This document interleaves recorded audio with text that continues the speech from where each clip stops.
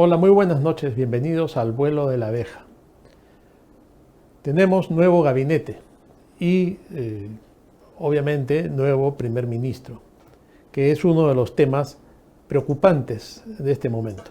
Por supuesto, con el partido de fútbol y con tanta cosa que sucede en el Perú diariamente, no se ha puesto la atención debida y ahora vamos a empezar a partir de hoy a analizar lo que ha sucedido con la conformación de ese nuevo gabinete.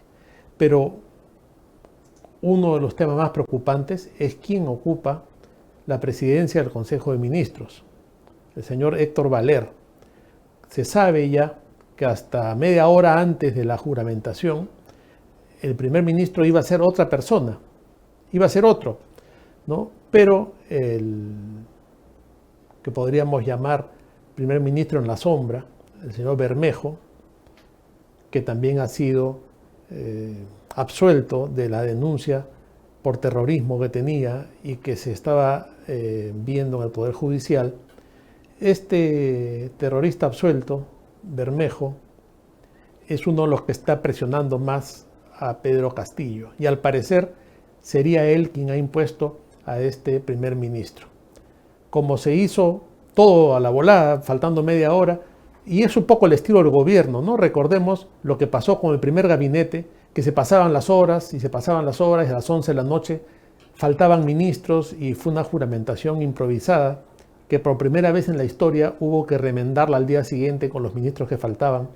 Todo como parte de la improvisación de este absurdo gobierno que tenemos hoy día. Y dentro de esa improvisación, el día de ayer también, no había primer ministro. Después tenían a uno, ya estaba la resolución firmada y media hora antes se rompió esa resolución e impusieron al señor que están ustedes viendo en la foto y que para la juramentación se apareció con un fajín de plástico, ¿no? Ya más denigrante no puede ser esto. Fíjense ustedes, presten atención a la imagen. El señor Héctor Valer llegó con un fajín de plástico porque ya no había tiempo de confeccionar uno. Y bueno, hay ciertas tradiciones, ¿no? A veces un exministro le presta su fajín al nuevo ministro porque no hay tiempo, pero ni siquiera dio el tiempo para eso, ¿no? Y obviamente este improvisado primer ministro va a dar que hablar en los próximos días. Es una persona que se caracteriza por tener un problema casi patológico, psicológico, o como se le quiera llamar, de ser un traidor contumaz, ¿no? Y siempre vivir al filo de la navaja. Él ha sido expulsado del partido aprista, donde militaba originalmente. Luego de eso y de una carrera política como funcionario público en diferentes cargos, se inscribió en el partido Perú Nación, que dirige Francisco Díez-Canseco, de donde también fue expulsado, igual que del APRA, y fue expulsado por su conducta siempre fuera de la ley, por su conducta al margen de toda lealtad y de toda honestidad y de toda calidad de persona. Entonces, luego de haber sido expulsado del APRA y expulsado de Perú Nación, sorprendió a Rafael López Aliaga y logró ser candidato con un número muy bueno en la lista al Congreso de Renovación Popular.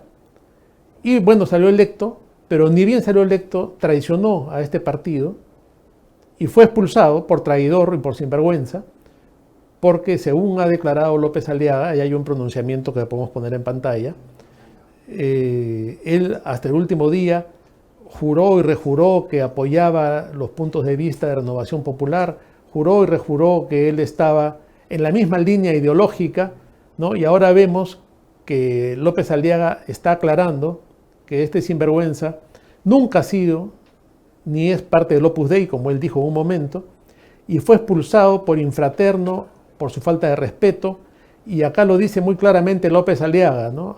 Hasta el día anterior a recibir su credencial de congresista fue leal y defendió la ideología y plan de gobierno. Luego se plegó a la ideología de Perú Libre, traicionó la confianza depositada en él por mi persona, por los electores y el partido. Dice López Aliaga que él lo entrevistó y conversaron muchas veces y ha sido traicionado por la falta de coherencia y consecuencia. Y claro, dice que busca tener poder y protagonismo. Eso es parte de la patología que comentamos, ¿no? Es un personaje megalómano, mentiroso, traidor, deshonesto, y ahora está al servicio de la causa del comunismo, lo cual lo hace más perverso y más peligroso, ¿no? Ahora, un personaje como este en la presidencia del Consejo de Ministros realmente es un peligro y tiene una serie de denuncias, ¿no? Tiene una denuncia por robo de Agrobanco, donde además protagonizó un escándalo cuando quisieron evaluarlo e incluso golpeó a la señorita que lo estaba evaluando para salir corriendo de ahí, ¿no? Y acá tenemos el documento en el cual Agrobanco lo denuncia en un tema penal, y acá está el documento del contrato de abogado, etc. Tiene otras denuncias, tiene además una deuda tremenda con la SUNAT, ¿no? Que ahora, como consecuencia de su designación, ha dicho que la va a pagar y se va a poner al día. Claro, seguramente va a correr a pagar la deuda de la SUNAT, ¿no? Acá hay una nota sobre eso. Voy a pagarlo, no cabe duda. No tiene más de 43.000 soles en deudas. Bueno, cualquiera puede tener deudas, ¿no? Eso no lo descalifica. El tema es que en el caso de este señor, esto se suma a otros problemas y tiene otras denuncias, como podemos ir viendo en la pantalla. Tiene otra denuncia también en la Fiscalía Anticorrupción de Ucayali, donde lo están investigando por haberse beneficiado irregularmente de un contrato con la Municipalidad de Coronel Portillo, a través de la empresa Coincar Ucayali en su calidad de representante legal. Y tiene más denuncias, ¿no? Hay todo un rosario de denuncias, de investigaciones y de condenas contra este señor, como por ejemplo, bueno, acá estamos viendo un documento que abunda en lo anterior, ¿no? Sobre Coronel Portillo Ucayali, consorcio Coincar Ucayali. Ya sabemos cómo se han manejado muchas veces estos negociados en las municipalidades, en los gobiernos regionales. Tenemos el antecedente, y yo no sé por qué este hombre me recuerda a Vizcarra, ¿no? Tiene ese aspecto viscoso, desagradable, repelente, que siempre tuvo el lagarto Vizcarra. Y bueno, y estamos en estas manos, ¿no? Una vez más ha demostrado Pedro Castillo su absoluta incapacidad para seleccionar la gente con la cual rodearse. Ha demostrado Pedro Castillo que le gusta el lumpen, le gusta los condenados, los acusados, los delincuentes, para rodearse de ellos, y con ellos pretende gobernar.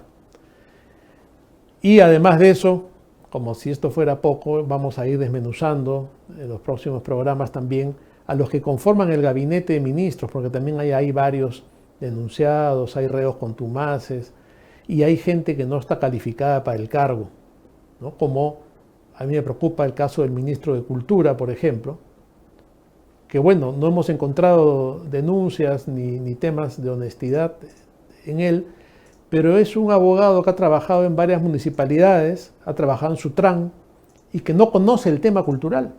El tema cultural implica el desarrollo de políticas culturales para la protección de nuestro patrimonio, inmenso y riquísimo patrimonio cultural.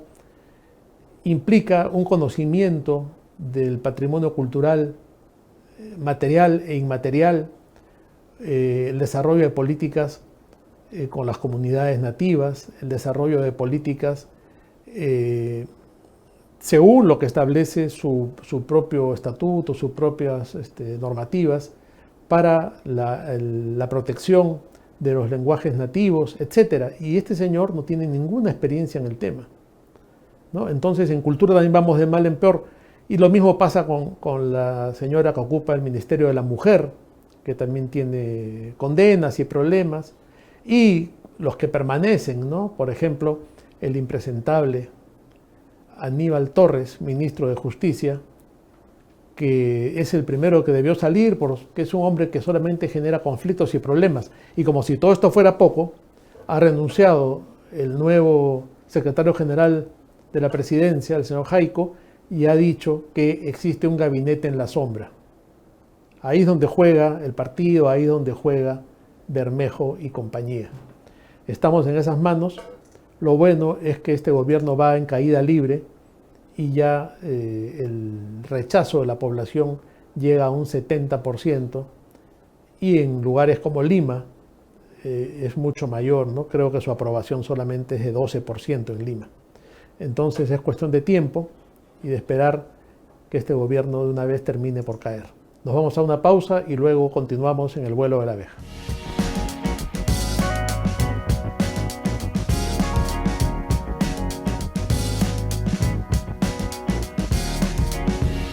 Estamos de vuelta en el vuelo de la abeja y quería tocar otro tema que es de gran actualidad.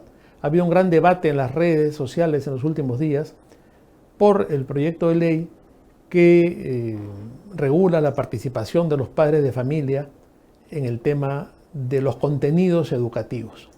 Y claro, las ONGs, la ONU, Flora Tristán, la Feminazis y todos estos grupos que viven de los millones que ingresan al país para imponer una cierta ideología en la educación de los niños, han puesto el grito al cielo, ¿no? Ellos quieren seguir manejando los contenidos, quieren seguir manejando totalitariamente lo que se enseña a los niños, y la participación de los padres, sean del punto de vista que sean, les da miedo, no les gusta, porque los padres podrían, repito, interferir en la aplicación de estas doctrinas, de estas ideologías perversas, como es la ideología de género, ¿no? Y entonces, ¿cuál es el riesgo de esto? Por ejemplo, se habla mucho del tema de la educación sexual integral. Y este es un movimiento mundial. Este problema está en España, está en Argentina, está en Chile y también está en el Perú. Vamos a presentar en este bloque un video que les va a abrir los ojos a muchos sobre lo que es la educación sexual integral y lo que se quiere imponer a nuestros niños. Vamos con el documental. In this film, the term Comprehensive Sexuality Education, or CSE, does not refer to sex education programs in general, but rather to a specific form of graphic sexuality education. CSE is designed to change the sexual and gender norms of society, promotes high-risk sexual behaviors, and encourages even the youngest of children to experiment sexually. For the protection of the viewer, explicit images from CSE texts that will be shown have been blurred out. However, the subject matter is still not appropriate for children.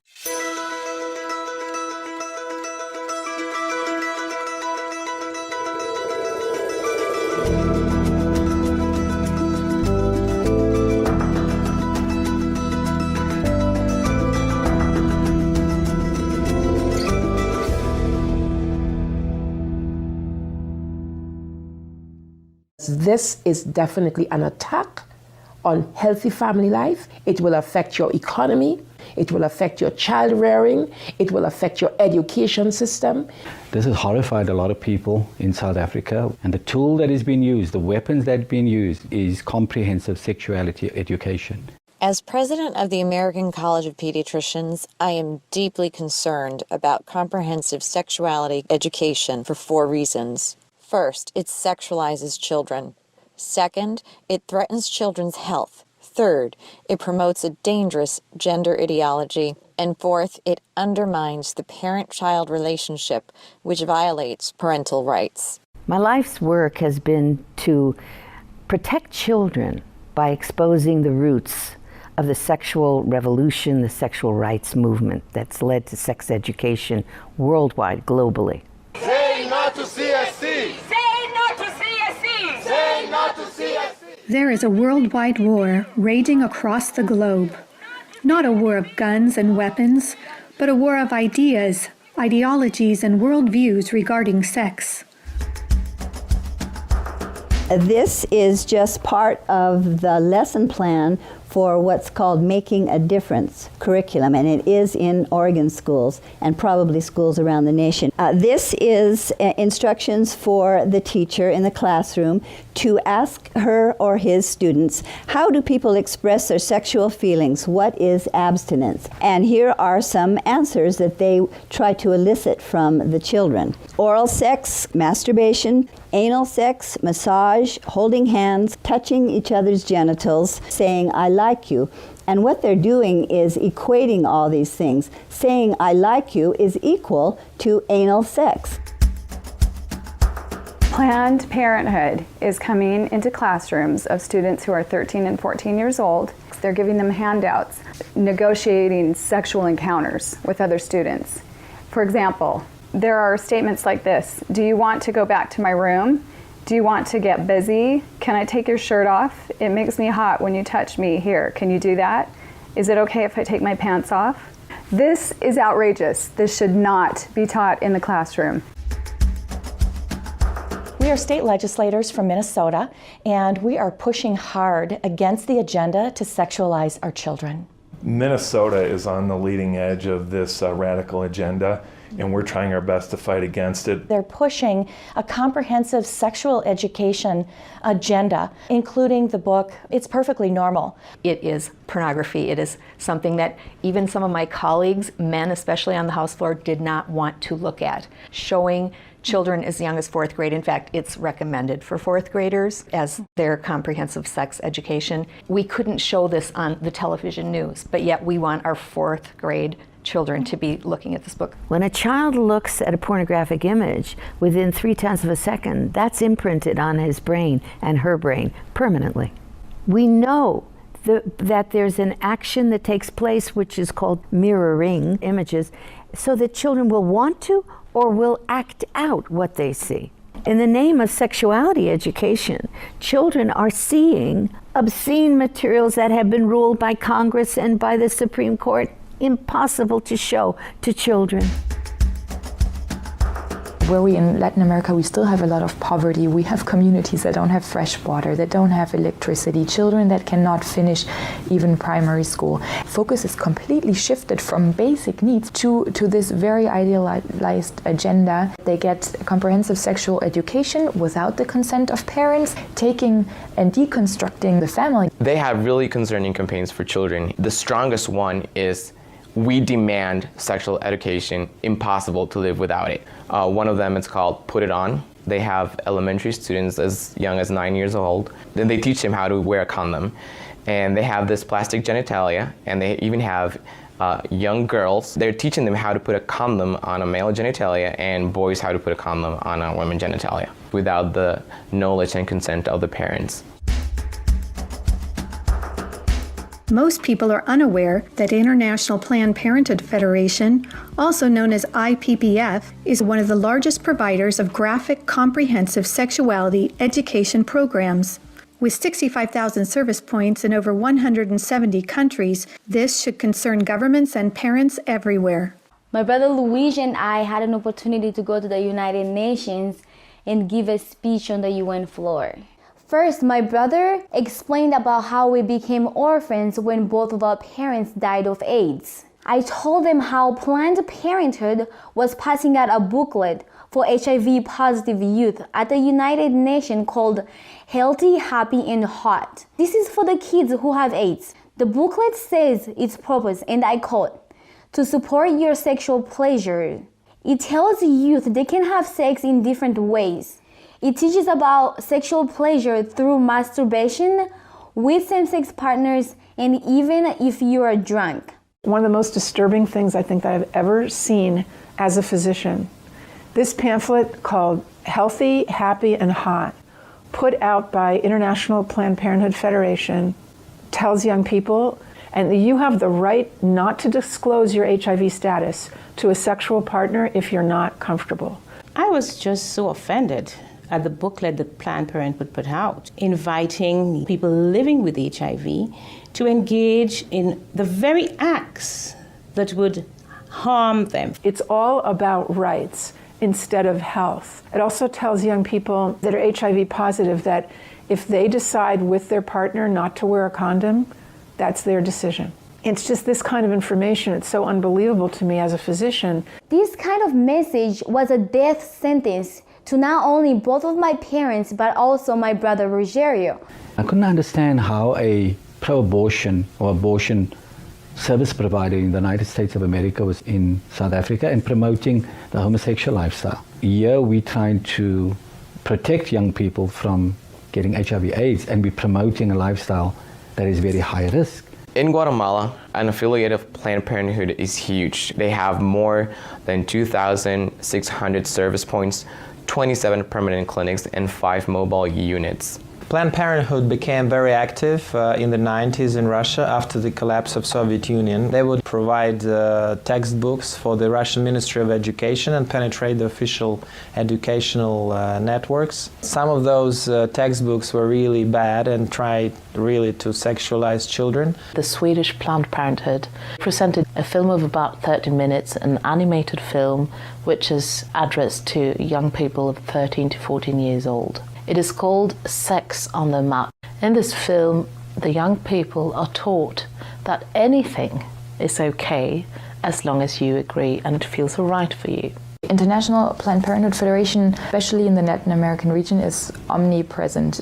Be it at the mission at the United Nations, the person, for example, working on the actual language, drafting the document, is a direct International Planned Parenthood affiliate. We see the same thing in the Mexican government. They're usually the #1 advisor to the mission. They have a direct influence on the outcome documents, on what is established, what is negotiated at the UN. Planned Parenthood is one of the largest organizations in the world pushing sexual health and reproductive rights. What they mean by that is not so much about reproducing. It's not about health care for babies, for mothers who want to have babies. It's trying to prevent the birth of babies. Many of the key players that are advisors to the representatives of various countries, they're actually directly linked to International Planned Parenthood Federation. It's really striking how International Planned Parenthood Federation plays such a big role, and what we just can't put our finger on is how that happened. Margaret Sanger, the founder of Planned Parenthood Federation. She was part of the eugenics movement that she referred to black people as the weeds of society. She believed in this ideology that the weak people in society should be weeded out. They masquerade themselves as an agency here to help Africa plan its population. What they're trying to do is to suppress the African population. They do it through education, making sure that whatever reproductive health care is wanted is in the direction of not having children. The It's All One curriculum, also promoted by International Planned Parenthood, reveals the multiple manipulative tactics used to indoctrinate and sexualize children through CSE. Like other CSE programs, It's All One claims, among other things, to be evidence-based, comprehensive, human rights, gender-sensitive, and culturally appropriate education that will increase young people's responsible decision-making, to reduce adolescent rates of pregnancy and sexually transmitted infections, including HIV. It's All One, however, like most CSE programs, is really just cleverly disguised abortion rights, sexual pleasure education, masquerading as human rights, gender, and sexual and reproductive health education.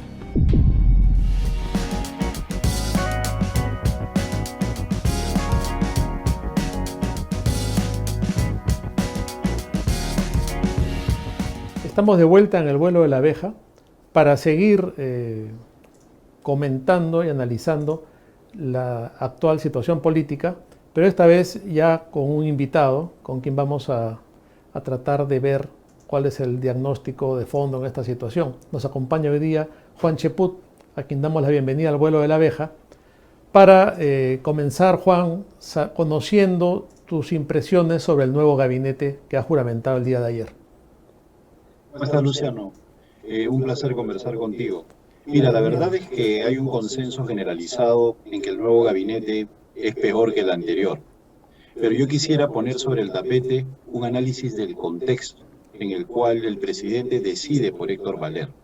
Es un contexto en el cual hay acusaciones constitucionales, hay una moción de vacancia en curso y hay una negación de confianza anticipada de parte de una bancada como la de Fuerza Popular.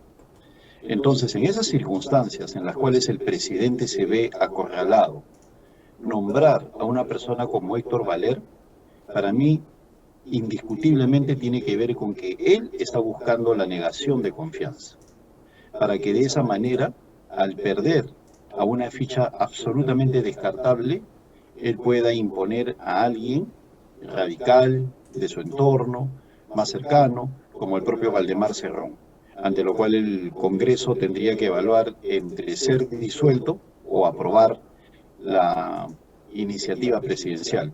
Pues de lo contrario, no puedo entender cómo el presidente apuesta por un individuo que ni siquiera tiene simpatías al interior del Congreso, fundamental para obtener la confianza.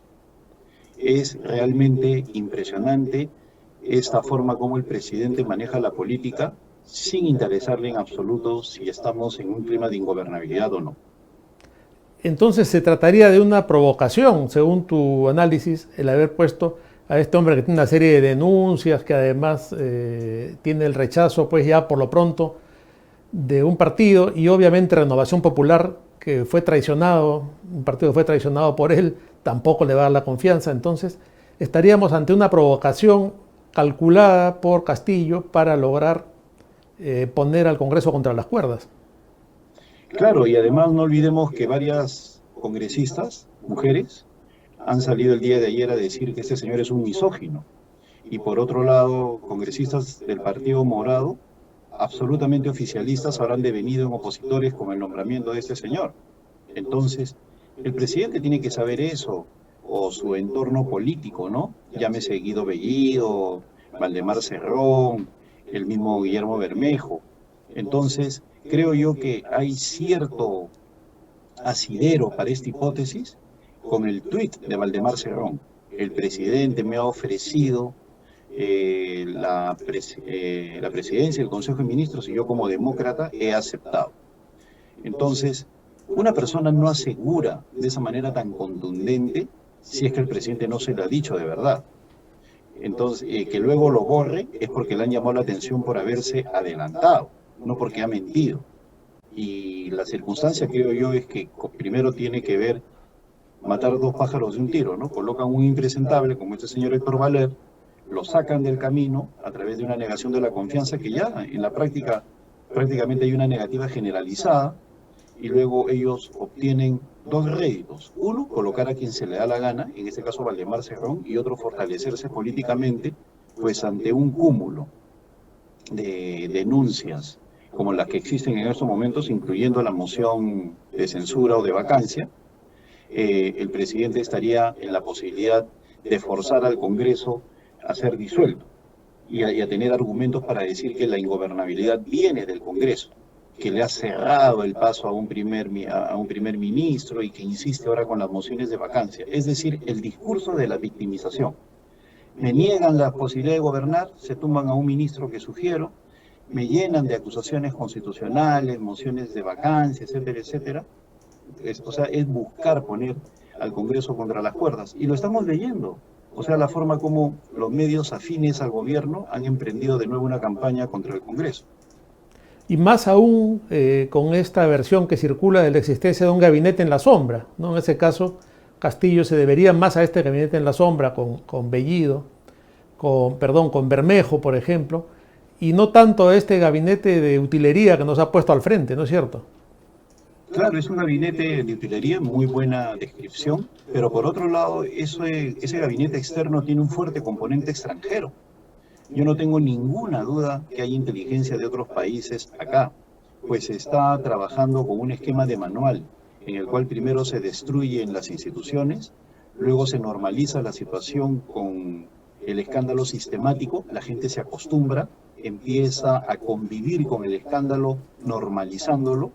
Entonces, todo eso que estamos viviendo, en el cual la población se siente ya indiferente ante este individuo. Hoy día, por ejemplo, leí un artículo en el Washington Post sobre Boris Johnson y Donald Trump.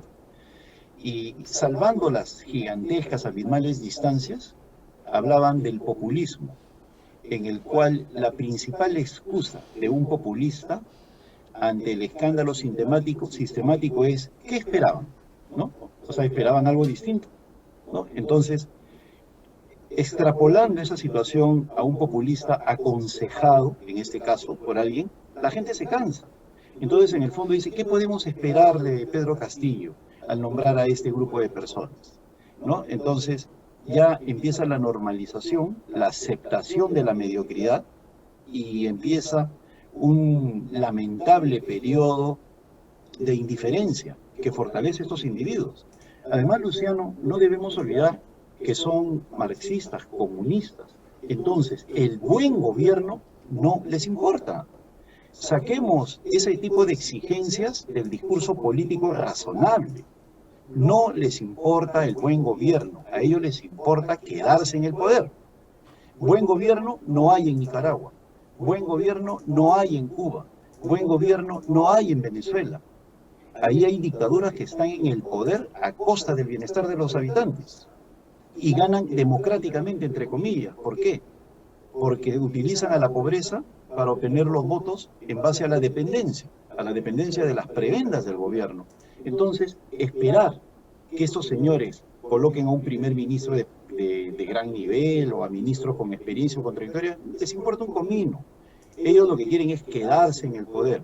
Y lo que sí les quita el tiempo es el aspecto político y saber, porque yo tengo excelente información, les preocupa que haya personas como tú, como yo, como Vitocho, o sea, la oposición extraparlamentaria. No, por si acaso, los candidatos presidenciales o las municipalidades, los formadores de opinión. Entonces, eso es lo que está preocupando en estos momentos a esta gente, por eso no la tienen todas consigo, ¿no? Para ellos es un fenómeno nuevo. Por lo general, en otros países solamente existe la oposición parlamentaria y punto. El Perú está tan politizado que se da pie para las personas con influencia en la opinión pública sin necesidad de pertenecer al Parlamento. Claro, ahora pareciera, tú has esbozado la idea de que hay una estrategia y que esto funciona de acuerdo a los parámetros que siempre manejan los grupos comunistas para destruir los países, ¿no? Pareciera que también hay una especie de medida en esto de que entra un ministro, cumple con una misión, como por ejemplo colocar una serie de senderistas o ex senderistas en las prefecturas, o como el caso de Mirta Vázquez, destruir prácticamente la minería o avanzar en ese sentido, luego renuncian, pero el hecho consumado queda, ¿no? Viene uno nuevo, no se rectifica el error y siguen adelante, dan un paso más, o en algún caso, siguiendo el manual leninista, un paso atrás para luego dar dos adelante, ¿no es cierto? O Iber Maraví, que la primera acción a horas de asumir el Ministerio de Trabajo fue darle carácter legal al brazo sindical de Sendero Luminoso en el Ministerio de Trabajo. Lo hizo a las horas, ni siquiera se esperó un día. Y fue corriendo donde Pedro Castillo a decirle misión cumplida, ¿no?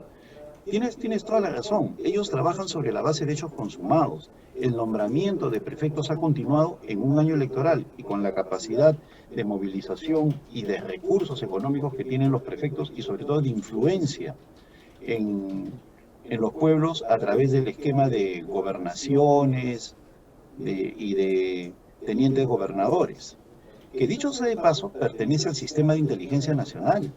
Son acopiadores de información para la Policía Nacional del Perú. Y estas personas hoy en día están ligadas a movimientos como el Movadef. Entonces, aún más, antes era la Dirección de Gobierno Interior, adscrita al sistema de inteligencia nacional. Y esa gente está llena hoy de personas vinculadas a Sendero Luminoso. Y lo triste es que nadie se cae de espaldas. Yo no entiendo qué pasa con la Comisión de Defensa, que es la que debería ya actuado hace mucho tiempo y sin embargo también está inmersa seguramente en una gran cantidad de problemas, de desafíos, pero no ha hecho nada sobre el particular. Juan, con tu permiso vamos a una pausa y luego seguimos conversando, por favor.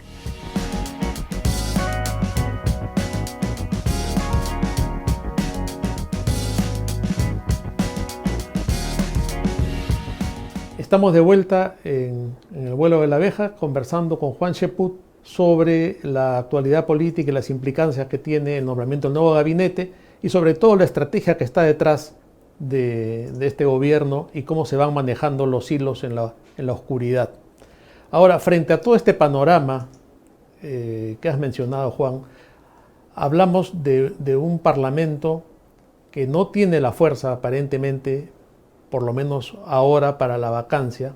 Hablamos de una oposición disgregada, de una oposición también, como has mencionado tú, de algunos medios alternativos y de gente que genera influencia. Pero, ¿cuál sería el camino a seguir? ¿Qué es lo que nos queda hacer a aquellos que aún creemos en el Perú, en la democracia, y que vemos que todo esto está en peligro? ¿Cuál es tu intuición como político de cuál es el camino a tomar? Bueno, yo creo que se tiene que trabajar en diversos campos. El Congreso no debe abandonar esos ímpetus fiscalizadores que tiene. La propuesta que ha lanzado hoy día el congresista Jorge Montoya me parece válida en la medida que no comete el error de Patricia Chirinos. Es decir, antes de presentarla, tiene que haber tejido el apoyo para obtener los 52 votos de admisión. Es lo mínimo que debe hacer. No solamente obtener los votos para la presentación, sino tener asegurada la admisión. Eso sí ya constituye un hecho político importante. La obligación al presidente de acudir al Parlamento a rendir cuentas sobre aspectos específicos en un proceso de vacancia presidencial. Eso sí sería un hecho político del cual el presidente no sale airoso jamás. El solo hecho que vaya ya es un golpe político que lo marca, que lo debilita. Entonces, pero lo que se tiene que hacer es obtener esos 52 votos que permitan la admisión y que empiece el proceso, el cual ya tiene carácter irreversible. Luego, yo he sido miembro de la Subcomisión de Acusaciones Constitucionales. He tenido a mi cargo procesos relevantes durante mi gestión parlamentaria, por eso, a pesar que un grupo de amigos míos, amigos nuestros en realidad, firmó la acusación constitucional contra Pedro Castillo, me inhibí de hacerlo simplemente por haber pertenecido a la Subcomisión de Acusaciones Constitucionales para no mancharla de algún sesgo político, pero me parece lo más correcto. El presidente puede disculparse, pero nada quita que él ya haya cometido una infracción constitucional que no puede pasar por alto, y los considerandos de la norma me parecen muy buenos. Y el tercer punto, que creo yo que también es válido e interesante, es la rápida deslegitimización que está teniendo el presidente al ver los últimos sondeos en las encuestas. Que en Lima solo el 10%, entre 10 y 12% lo respalde, es gravísimo. Es gravísimo. Y no se puede comparar con los bajos niveles de popularidad que han tenido otros presidentes por las razones que voy a exponer a continuación. He visto a opinólogos decir, esto ya le pasó a Humala, a García y sobre todo a Toledo. Toledo llegó a 8% efectivamente, pero en el cuarto año. Y por otro lado, la gente sabía perfectamente que la economía iba por un rumbo y la política por otro. Tenía ministros inmensamente populares y la gestión de gobierno como tal tenía niveles de aprobación superiores al 40%. En otras palabras, Toledo fue un desastre, pero la gente diferenciaba al presidente del gobierno y hubo 60 meses de crecimiento, con un premier como Carlos Ferrero que dio la talla y que salía al frente cada vez que había un problema. Alan García se desplomó luego del baguazo y de los petroaudios, tuvo fuertes golpes. Los petroaudios lo resolvió cambiando de primer ministro, puso a Yehude Simons, y el baguazo, que se lo llevó de encuentro realmente, fue solucionado colocando a Javier Velázquez Quesquén. Pero la economía también creció los 60 meses, a pesar de que hubo una gran crisis internacional en los años 2008 y 2009. Igual sucedió y Javier Velázquez Quesquén supo aportar la cuota política para pasar esa tormenta. En el caso de Ollanta Humala, cuando surgen los problemas con Nadine, se desploma por las famosas agendas, pero coloca de premier a Pedro Cateriano, que independientemente de su posición política, yo lo conozco hace muchísimos años, tenemos una vieja amistad con discrepancias a veces, pero que se mantiene el respeto entre ambos, se puso sobre las espaldas el gobierno de Ollanta Humala. Acá que tenemos, cada premier es peor que el anterior. O sea, no hay una intención de hacer un equipo de gobierno que enfrente la crisis.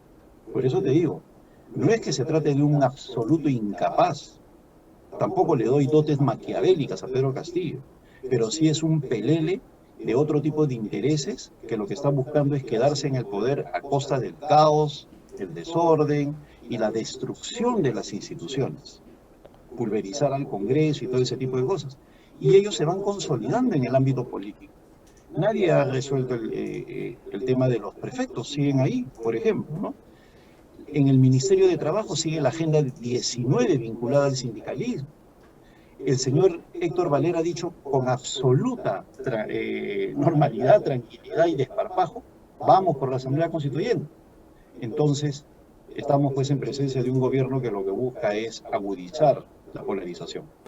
Ahora, el otro día conversaba con un analista inteligente y de mucho prestigio y me decía, yo creo que al menos nos hemos salvado ya de ser Venezuela, ¿no? Porque este hombre no tiene nada de respaldo y cualquier intento de dar un zarpazo en ese sentido va a implicar su caída. ¿Tú coincides con ese punto de vista o no serías tan entusiasta?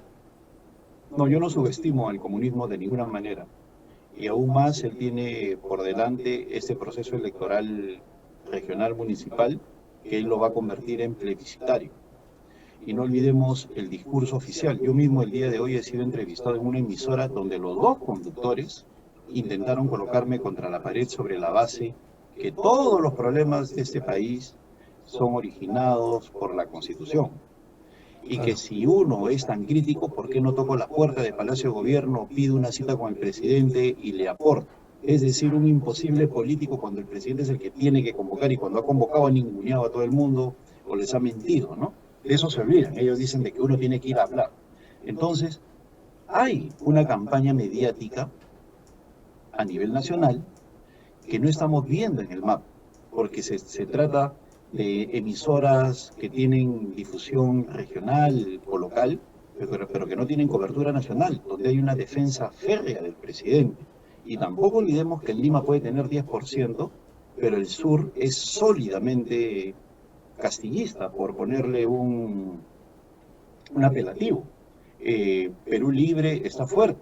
Entonces, una retórica de crisis, en la cual se diga esta crisis es por culpa de la derecha que no deja gobernar al presidente, puede tener éxito en un contexto de crisis económica en la cual el subsidio, el bono se convierte en la salvación de la gente que está en la desesperación. Entonces no hay que subestimar. Mira, es que ese señor analista con el cual has conversado olvida de un hecho concreto que pasó específicamente en Venezuela y en Bolivia. En Venezuela, uno de los países con una clase media muy fuerte fue destruido sobre la base del tema económico. Así de simple, se quebró la clase media venezolana y la pauperizó, la volvió dependiente del gobierno. Y ahí es donde viene la gran migración. En el caso de países con una débil clase media como Bolivia, es más fácil el proceso de clientelismo sobre la base de abundancia de recursos naturales y en un contexto en el cual las exportaciones mineras están permitiendo un gran ingreso de dólares. Entonces, no subestimemos a los comunistas y su capacidad de movilización, y creo que debemos seguir en la batalla de abrirle los ojos a la gente en el sentido de que esto puede ser un tema irreversible. Así es, bueno, esos periodistas de la radio que te sugerían ir a Palacio y darle unas ideas a Castillo, seguramente se han creído el cuento de que es muy fácil llegar como Carolín López a organizar una fiesta en Palacio, o como esos empresarios que decía Castillo que pasaban por ahí y él les daba la mano porque había que saludar a todo el mundo, ¿no? Claro, decían que era mi deber moral ir a Palacio y tocar la puerta. Pero el problema es que ese tipo de mensajes simplones llega a la opinión pública, a su sector. Sí, claro. Dicen efectivamente, ¿por qué no va? ¿No? O sea, es una retórica perversa. Y es una retórica que ya se ha utilizado en otros países en las cuales es muy fácil de decir, bueno, pues, y si usted es tan bueno, ¿por qué no acepta? O sea, dejando de lado que existen valores, principios, contexto, ideología, etcétera, etcétera, que lo alojan a uno de esas personas. Así es. Paso, y seguramente que ahora Valer va a iniciar una ronda de conversaciones con los líderes políticos y con los partidos que sabemos que no conduce a nada, y cuando algún partido no quiera ir va a ser el que está obstruyendo al gobierno dentro de esta dinámica dentro de esta narrativa, ¿no? Pero lo peor, Luciano, es que esta retórica barata y esta suerte de show, de espectáculo de la ronda por las bancadas, es algo que antes no se veía. Era una cuestión no mediática, sino de la gran política, ¿no? O sea, conversar con los líderes sin necesidad de las cámaras de televisión, pero vemos que es celebrado por los medios. La intrascendencia del actual gabinete no ha sido cuestionada por ningún gran medio, en absoluto. Antes, una persona, un ministro, que no tuviera los pergaminos necesarios para conducir un sector, era inmediatamente vapuleado. Hoy podemos aceptar que haya ministros como el del ambiente, el señor Supo, que es profesor de una escuela de Caraballo y punto, ¿no? Y no pasa nada. Después del desastre del mar, ahora viene otro ministro que tampoco conoce el tema. Así es, o sea, o el mismo señor Landa. Se olvidan de cuestionar al señor Landa como canciller, al doctor César Landa, que fue una de las personas artífices de la justificación de Martín Vizcarra para cerrar el Congreso, para vapulear a las instituciones, que siempre lo que decía Vizcarra era la santa palabra. Entonces, hay una especie de lagartización de este gobierno, sí, porque están muy vinculados a Castillo, a Martín Vizcarra, algunos de los ministros. El mismo Héctor Valer estuvo un tiempo en Somos Perú, y la presencia de Patricia Lee de manera sistemática en Palacio, y no tengo la menor duda, subrepticiamente, como está acostumbrado de Martín Vizcarra, o Daniel Salaverry hace un tiempo, a mí me hacen sospechar de que estamos ante un lagarto gabinete.